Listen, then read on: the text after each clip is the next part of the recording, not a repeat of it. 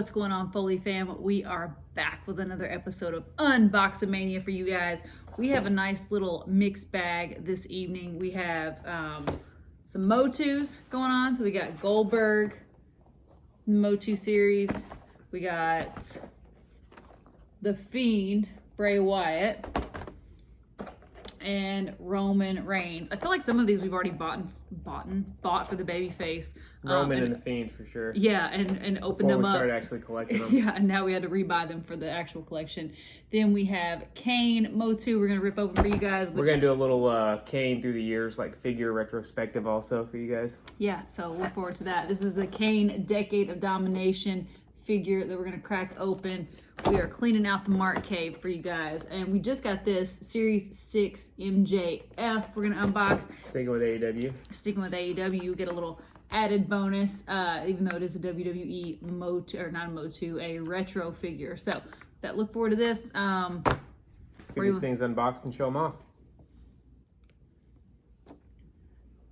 All right, guys. So like magic, we unboxed all of these figures for you guys.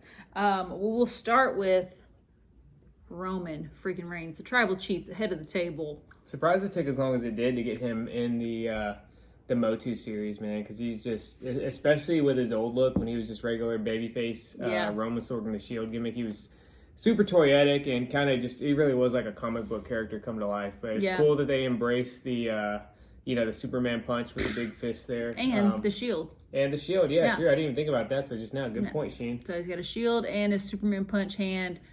Looks great. Let's show the next figure, then we'll talk about the all-time or missed opportunity. So up next, we got Goldberg. It is, let's say, July 21st. Yes, July 21st as we record this. So this will probably actually air in the next week or so.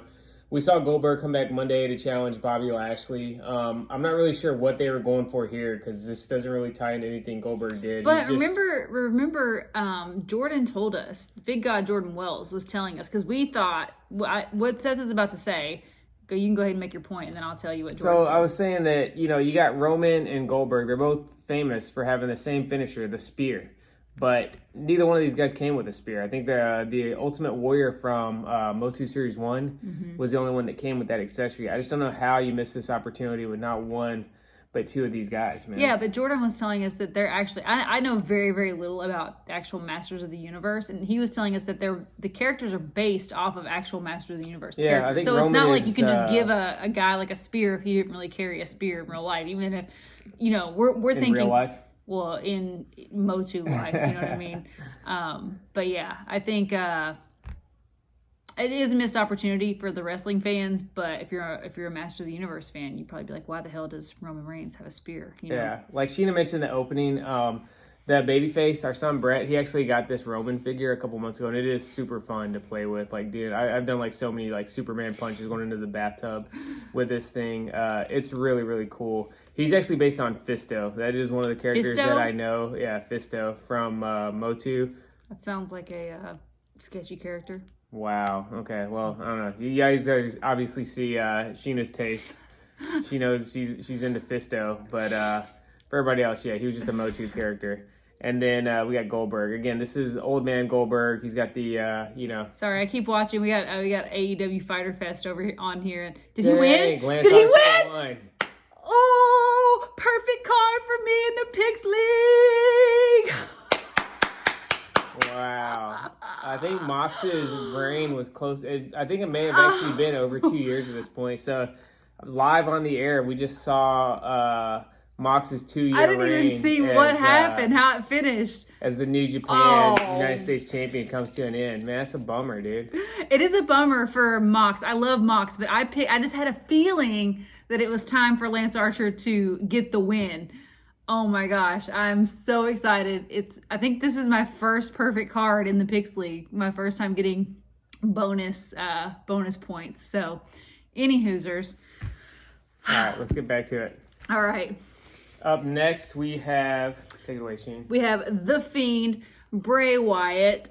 This may be the first Mattel WWE figure with articulated jaw. It is the first, according to Seth. It is the first. But yeah, the face is a little bit scary. It's a little bit actually scarier than our normal Fiend. He comes with this like cannonball, wrecking ball hand and an axe. So yeah, looks pretty cool. Definitely a scary figure. Fiend super toyetic, one of the all-time toyetic figures. Yeah. Again, we love the Motu line. It took us a while to get into it. We'd always been admirers of it, but we started collecting it when the Bret Hart Motu was revealed around WrestleMania time. Another missed opportunity. You're already going with these goofy accessories on the hands. They should have done the Fiend's mallet. You remember in the early days of the Fiend, he was busting out like the Doink the Clown style mallet. I think that would have been kind of cool. Just because I think we just like them for the form of them. You know what I mean? Yeah. I mean, the Motu line is the actual Motu line toys is really cool. I was at Target today doing some pig hunting and really just kind of stopped to browse the Motu figures. They're super cool, but I think for wrestling fans, these hit the sweet spot because the original He-Man and Motu toy line, they were basically the exact same as the AWA Remco line. They shared a ton of parts, and a lot of these WWE Motu figures, if you strip them down, they're basically like retro figures of the AWA Remco line. So that's why. And then one of the cool things about some of these figures is like they don't have a lot of like crazy paint jobs or like so they really are like this is like a Goldberg. Yeah, if you take some of the accessories down, and they're super easy to like snap apart to take some of the stuff off of them. But that's why if I was kind of booking the line or whatever, I think I would stray a little bit farther away from making them true to the Motu character that they're supposed to correlate with, and make them more like their WWE character, like we said with Goldberg having the spear or Fiend having a hammer. But either way, these are really cool, and we have one more Motu figure to show you guys tonight. This is probably my favorite that we've unboxed tonight. Yeah, I think so too. I think this might be my favorite. This is the Kane Motu. He comes with this like flamethrower gun. He's got a lot of like robotic articulation. He's the big red on machine. Of course, the big red machine. He's very, very articulated machine-wise. So yeah. Show that. Get a close-up of his hair. So his hair, it actually like fades to like what's that word? Ombre. He's got an ombre. He's got an ombre to like a translucent orange. It looks really, really cool. I don't know what application you would have for this with a regular, like the main line, but it is really, really neat. It's something unique for. I like the yellow eyes too. The yellow eyes look really freaking scary and badass. But yeah, he comes with a flamethrower gun, and then he also has this his little hook hand. Yeah, he's got a little like robotic hand, machine hand, I guess you would say. Grab those Kane figures from over there. We'll start with the. We're gonna give you guys kind of like Kane through the years. So we'll start off with the retro, since that's the earliest. He's kind of Hasbro form. So that was in, I believe, Series 2 of the Retros. I can't remember. It gets very fuzzy for me trying to remember the specific sets of the Retros. I think it was Series 2, the Kane. Yeah, really cool figure, though, based off his debut attire. I think that's pretty much everybody's most iconic Kane. Yeah, one-sleeve Kane is made. And that was the rest of the figures that we pulled, too. Here's a, this up until a couple of days ago, this guy was pretty relatively minty. This is a bone-crunching action Kane. If you guys remember, this was the second Jax Kane figure. The first was in the Slammers line. He had the little tab on his back that you could kind of flick to do the choke slam. I still remember being super disappointed at how small this guy was. Like, you guys know, obviously, Kane's the big red machine. This guy was the same size as like Bret Hart and Owen Hart in the Jax BCA line. So and he's kind of soft looking. I feel like Kane was kind of like built like a brick shit house. Yeah, this is like if my dad like dressed up as Kane for Halloween when I was a kid. This is what he would have looked like. But it was still really cool to finally have this. Kane was just like such an incredibly unique and cool character when he debuted. And he's dripping. So we like he's got dripping water. Yeah, he's big drip right now. He's the true drip god because he's been in our kids' pool, which I think is why he got faded. Yeah, for the last 3 days, and that's why if you see like the soft rubber parts of his arms and legs, they're a little bit of a lighter shade of red.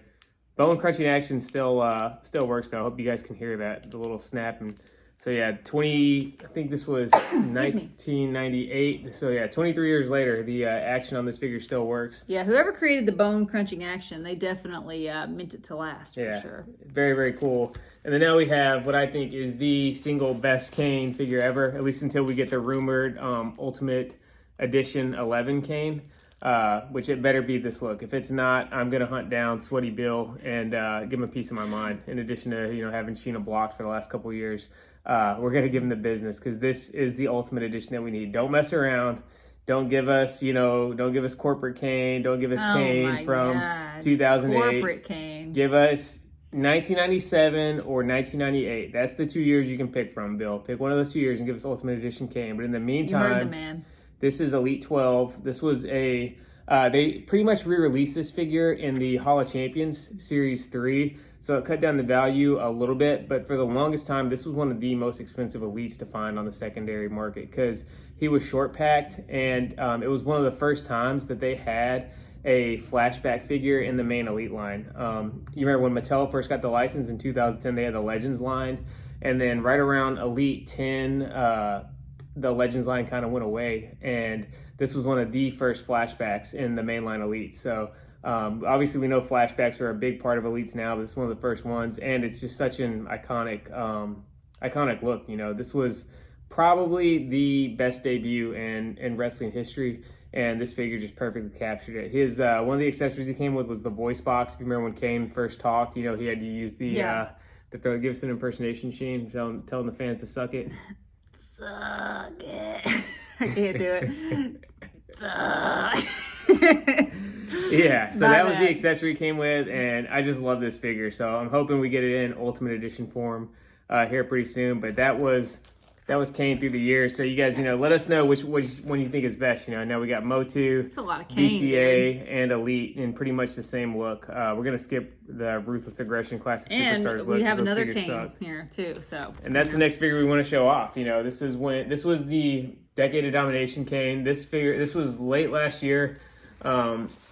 This figure really kind of had the fig collectors on fire. You know, trying to find it. Nice play on words. Yeah, the Decade of Domination series was super troubled from the start. You know, it was Walmart exclusive. Mm-hmm. Series 1 was sketchy, ever getting out. And then Series 2, for the longest time, like, I thought they were just going to get canceled. A couple of these guys were leaking out on eBay a few months before they ever hit the pegs. It ended up getting a little bit of a limited release. It wasn't quite Flashback Series 3 with Harley Race, but it was still really funky how these rolled out. But this was a super, super important figure to have as far as wrestling history goes. You know, this is Kane when he got unmasked. He's got the black paint on there, the crazy eyes, the wild hairdo, super cool. I do have some critiques on this figure, though. So one thing that kind of pisses me off is that the mask doesn't fit on there. You know what I mean? I guess it would really only matter if you were like a stop motion guy or whatever, because you could still kind of, you know, show Kane taking the mask off and holding it in his hand. They should have had his hair be removable, and then the mask would slide down on there, because the hair is really what's keeping the. You know but he had the hair when he took the mask off. I know, but I'm saying, but when he for the putting the mask on purposes, you know. Like, yeah, I'm just saying, like, I feel like if I'm playing with these things, I should be able to have the mask on. I should be able to recreate that with my play, like take the mask off and show it. But you can't really do that. Either way, it's still really cool. I'd probably pose this guy hold the mask anyways, but I just, you know, I'm a perfectionist when it comes to these figures, so I think it'd be neat. And then he also comes with this head sculpt, which is kind of bizarre to me. I guess you really got to kind of just look at it as a bonus. You know, later on, Kane was rocking the bald head, no facial hair look while maskless. It doesn't really go with this figure look, though, because if you see, he's got the goatee right here and no goatee. So like I said, I think this was just a bonus that they threw on. The sculpt looks awesome. I mean, that definitely captures what he looks like at that moment. There were some variants that had like a little soul patch, like mini goatee type thing going on. But those were kind of few and far between. And I actually never saw that in the pegs. I never saw this figure on the pegs at all. I only saw this thing on eBay and a few times on Walmart.com, but he basically immediately sold out. But very cool figure. Kane's one of those guys, kind of like Booker T or Bret Hart, where they've really never had a bad figure. You know, for whatever reason, they're just super toyetic, and you feel like you got to have them all in your collection. I'm not a huge Kane fan outside of that initial run, like we said, 97, 98. But I still think I have like 8 or 9 Kanes in my collection just because his toys are always so cool. And this is definitely one of the coolest. I'd have to go back and stack it up, but I think it might be my second favorite, aside from that Elite 12 that we just showed off. What do you think, Sheen? What's your overall thoughts on Decade of Domination? I think he looks awesome. Kane? I love the way they did the paint job on the face. I love like the ashy look on the face, and the gear is awesome. Clearly, I like early days Kane gear. That's my favorite. But you know, I mean, Kane's gear always looks good. Red and black is never a bad colorway. You know. All right, let's transition to some AEW figures. Let's look at Matt Hardy Retro. Not a whole lot to look at on this one. Pretty basic. Yeah, this is kind of from Matt Hardy from shortly after he came back in WWE when he was still with the Hardy Boys, but he was rocking a little bit of the broken Matt Hardy look with the blonde streak, you know, a la Seth Rollins. We'll show him next to Kane. Again, you can see really no scaling is going on with the retros and Hasbros. Kane and Matt Hardy are the same size. Really cool figure, though. There's a Jeff Hardy that goes along with it that looks really good with this. And obviously, we know the retros are coming back here shortly, and I'm looking forward to expanding that part of our collection because these toys are just so much fun. The Hasbros really hit me right in the sweet spot. I was a little bit too young for the LJNs. You know, the LJNs were a little bit before my time. The Hasbros were right when I was getting into wrestling figures. So I'm a sucker for anything in this. Hopefully the retros, the new retros, are exactly like the old retros. It would be a shame if they like upgraded the technology or anything. You know, like if they're going to be exactly the same. All right, let's move on to last but not least. Last but not least, we have Maxwell Jacob Friedman Feinstein, what he used to be. He's got this is Series 6. He's pretty bare bones. So this is all he comes with. He comes with an AEW mic, no scarf, no coat, no nothing, but he does come with his AEW ring, I forget what he calls it, his king ring. It's the Dynamite Diamond ring. You know, I remember they've had the Battle Royal a couple times for it on AEW. So yeah, the Dynamite Diamond ring. You know it, MJF's ring. Anywho's, it's a great figure. We just got it just so we could have the ring because the ring is what set the chase apart. Which here's Series 2 with the red tights. It pops a lot more. We've got enough figures in black gear, but we definitely needed the hand. So probably swap them out. Let's see how. Hold them up. I think the skin tone actually matches up pretty close. So yeah, and it's the same head sculpt and stuff. So it's the exact same head sculpt. I believe so. I think that one's got a little bit more of a shadowing for like the beard or whatever. But if it's not the same, it's damn close. It's really close. Yeah. We need MJF in a suit. That needs to be the next MJF figure we get. But like I said, I think Series 6. I think that was one of those sets where the budget was running a little bit short, and they kind of just had to crank some stuff up and get it out of there. Yeah, MJF is definitely one of the biggest stars in AEW, so it's no surprise that he's going to have like multiple figures. But again, I wish he would have had a little bit something more to set himself apart. But it is cool that you don't have to have the chase to get the ring anymore. So, all right, Shane, pick the figure of the night from everything we got here on the table in front of us. Oh, figure of the night. I think I'm going to go with. I think I like the Kane Motu. I think that's the figure that I'm going to go. I'm going with one of our guest stars. I'm going Elite 12 Kane. Well, I thought you meant what we were talking or what we were everything on tonight. The guest stars, the cameos, everything's. All right, guys. Thanks for joining us for this mixed bag episode of Unboxamania. Thanks for all your support as always, and we'll catch your ass down the road.